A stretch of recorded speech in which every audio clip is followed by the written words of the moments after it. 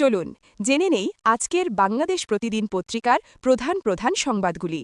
সেই মাসুদ চৌধুরী গ্রেপ্তার। বহুল আলোচিত এক ১১ কাণ্ডের অন্যতম কুশীলব সাবেক সেনা কর্মকর্তা মাসুদ উদ্দিন চৌধুরীকে গ্রেপ্তার করেছে পুলিশ। মানব পাচারসহ মোট ১১টি মামলা রয়েছে তার বিরুদ্ধে। গতকাল তাকে পল্টন থানার একটি মানব পাচার মামলায় গ্রেপ্তার করা হয়। জিজ্ঞাসাবাদের জন্য আদালতের নির্দেশে তাকে ৫ দিনের রিমান্ডে নেওয়া হয়েছে।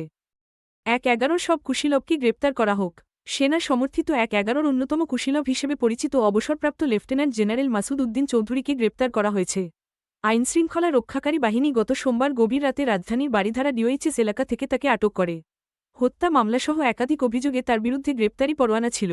মাসুদ উদ্দিন চৌধুরীর বিরুদ্ধে ৫টি মামলা রয়েছে। এছাড়াও মালয়েশিয়ায় জনশক্তি রপ্তানি এবং ক্ষমতার অপব্যবহার করে অবৈধ সম্পদ অর্জনের অভিযোগ রয়েছে। ২০০৭ সালের ১/১১ পট পরিবর্তনে তিনি প্রধান ষড়যন্ত্রকারী ছিলেন। তেলের জন্য হাহাকার। দেশজুড়ে জ্বালানি তেলের জন্য হাহাকার চলছে। ঈদের আগে ঘরমুখো মানুষের ঈদযাত্রা নির্বিঘ্ন করতে পেট্রোল পাম্পগুলোতে তেলের ওপর রেশনিং তুলে নেওয়া হলেও ঈদের ছুটিতে তেল পেতে ভোগান্তি পোহাতে হয়েছে। পাম্প মালিকরা জানিয়েছেন, ডিপো থেকে তাদের চাহিদার অর্ধেকেরও কম তেল সরবরাহ করা হচ্ছে। পরিস্থিতি সামাল দিতে বিদ্যুৎ, জ্বালানি ও খনিজ সম্পদমন্ত্রী ইকবাল হাসান মাহমুদ টুকু আবারও ভোক্তাদের তেল ব্যবহারে সাশ্রয়ী হওয়ার ওপর জোর দিয়েছেন। ঈদে সড়কে মৃত্যুর মিছিল। ঈদের ছুটির ৫ দিনে দেশের বিভিন্ন স্থানে সড়ক দুর্ঘটনায় ৫৭ জন নিহত হয়েছেন। গত শুক্রবার থেকে গতকাল পর্যন্ত এসব দুর্ঘটনা ঘটে। কুমিল্লায় লেভেল ক্রসিংয়ে উঠে পড়া একটি বাসের সঙ্গে ট্রেনের সংঘর্ষে অন্তত ১২ জন নিহত হয়েছেন। আহত হয়েছেন অন্তত ১০ জন। গণহত্যা দিবস আজ ভয়াল ২৫শে মার্চ, গণহত্যা দিবস। সভ্যতার ইতিহাসে আজকের দিনটি একটি কলঙ্কিত দিন। ৭১ সালের ২৫শে মার্চ দিবাগত রাতে স্বাধীনতাকামী বাংলাদেশের ইতিহাসে এটি একটি কলঙ্কিত ও নৃশংসতম গণহত্যার দিন। এই কালরাতে পাকিস্তানি সামরিক বাহিনী অপারেশন সার্চলাইট এর নামে নারকীয় হত্যাযজ্ঞ চালায়।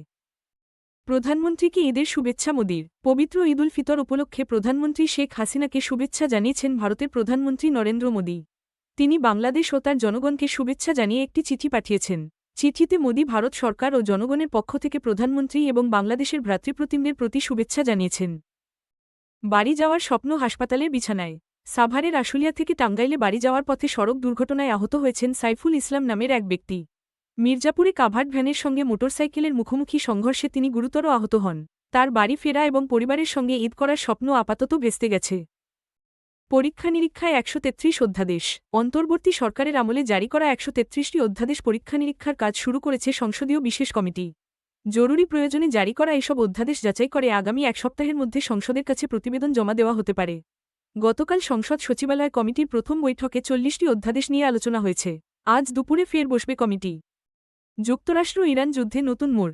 ইরানের ছোড়া মিসাইলের ধ্বংসাবশেষ পরীক্ষায় ইসরায়েলের সেনারা। হামলা বন্ধ করে কূটনৈতিক সমাধানের পথ খুঁজছেন মার্কিন প্রেসিডেন্ট ডোনাল্ড ট্রাম্প।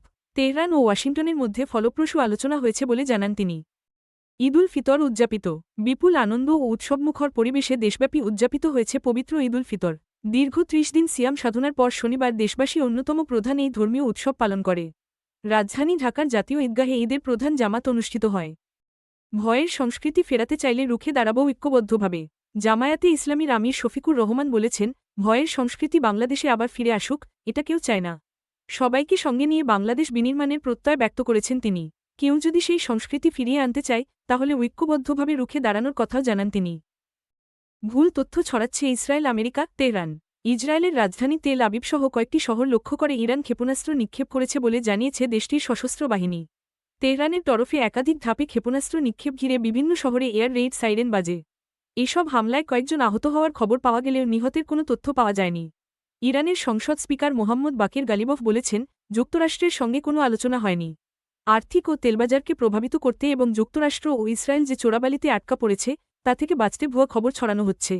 ইরানের elite revolutionary guard corps IRGC জানিয়েছে, তারা মার্কিন লক্ষ্যবস্তুতে নতুন করে হামলা শুরু করছে এবং ট্রাম্পের কথাকে মনগড়া হিসেবে আখ্যা দিয়েছে।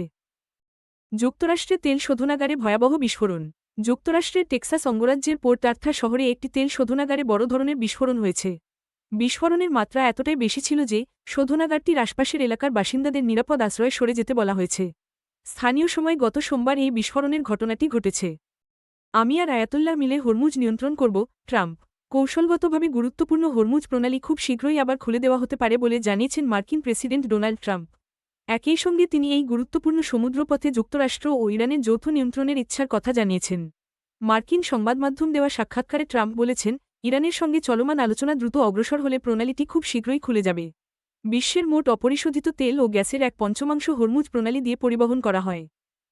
সামরিক বিমান বিধ্বস্ত, নিহত ৬৬। কলম্বিয়া একটি সামরিক কার্গো বিমান বিধ্বস্ত হয়ে ৬৬ জন নিহত হয়েছেন। এই ঘটনায় আরও অন্তত ৪ জন নিখোঁজ রয়েছেন বলে জানা গেছে। রয়টার্স সূত্রে খবর, সোমবার কলম্বিয়ার দক্ষিণাঞ্চলীয় পুতোমাও প্রদেশের পুয়ের্তো লেগুইজামা শহরের কাছে এই দুর্ঘটনা ঘটে। বিমানটিতে মোট ১২৮ জন যাত্রী ছিলেন। পুরনো জ্বালানি নির্ভর গাড়ির বদলে ইলেকট্রিক ভেহিকল। জ্বালানি সংকট মোকাবিলা ও খরচ কমাতে পুরনো জ্বালানি নির্ভর গাড়ি তুলে দিয়ে ইলেকট্রিক ভেহিকল চালুর পরিকল্পনা নিয়েছে সরকার। ইলেকট্রিক ভেহিকেলের ব্যবহার বাড়াতে আমদানি নীতিমালায় অগ্রাধিকার দেওয়া হয়েছে। এছাড়া আমদানি বাড়াতে এই যানের শুল্ক কমানোর বিষয়েও সিদ্ধান্ত হয়েছে। বাণিজ্য মন্ত্রণালয় থেকে জাতীয় রাজস্ব বোর্ড, বাণিজ্যিকভাবে ব্যবহৃত ইলেকট্রিক ট্রাক, বাস এবং শিল্প ও বাণিজ্যিক প্রতিষ্ঠানে ব্যবহৃত ইলেকট্রিক ডাম্পার ও এক্সকাভেটর আমদানির ক্ষেত্রে শুল্ক কমানোর সুপারিশ করা হয়েছে। বর্তমানে একটি জ্বালানি নির্ভর বাস ও ট্রাকের আমদানি শুল্ক ৩৯.৭৫%, সেখানে ইলেকট্রিক গাড়ির শুল্ক ৯৩.১৬% এবং ট্রাকের শুল্ক ৬১.৮০%। দেশে বর্তমানে ইলেকট্রিক ভেহিকল আমদানিতে শুল্কের হার জ্বালানি নির্ভর গাড়ির তুলনায় অনেক বেশি, যা দেশের জ্বালানি সংকটে বড় চ্যালেঞ্জ তৈরি করেছে। জ্বালানির অতিরিক্ত অর্থের যোগান নিয়ে আলোচনা। ইরান ও ইসরায়েল আমেরিকা যুদ্ধের কারণে মধ্যপ্রাচ্যে সৃষ্ট অস্থিতিশীলতার মধ্যে দেশে জ্বালানি সংকটের যে আশঙ্কা দেখা দিয়েছে, তা মোকাবিলায় অতিরিক্ত অর্থের যোগানে আইএমএফের সঙ্গে আলোচনা হয়েছে বলে জানিয়েছেন অর্থমন্ত্রী আমির খসরু মাহমুদ চৌধুরী। এ বিষয়ে আগামী মাসে ওয়াশিংটনে অনুষ্ঠেয় বিশ্বব্যাংক ও আন্তর্জাতিক মুদ্রা তহবিলের বসন্তকালীন সভায় বিস্তারিত আলোচনা হবে। গতকাল সচিবালয়ে ঢাকা সফররত আইএমএফের এশিয়া প্যাসিফিক অঞ্চল প্রধান কৃষ্ণ শ্রীনিবাসনের সঙ্গে বৈঠক শেষে মন্ত্রী সাংবাদিকদের এ তথ্য জানান। হাদি হত্যার আসামিদের ফেরানোর প্রক্রিয়া শুরু। হাদি হত্যার প্রধান দুই অভিযুক্ত ফয়সাল করিম মাসুদ ওরফে রাহুল এবং আলমগীর হোসেনকে পশ্চিমবঙ্গের একটি আদালতে তোলা হয়েছে। ১৪ দিনের পুলিশ রিমান্ড শেষে গত ২২ মার্চ উত্তর ২৪ পরগনা জেলার বিধাননগর মহকুমা আদালতে তাদের তোলা হয়। তারা আদালতকে জানিয়েছেন যে, তারা হাদি হত্যাকাণ্ডে যুক্ত ছিলেন না।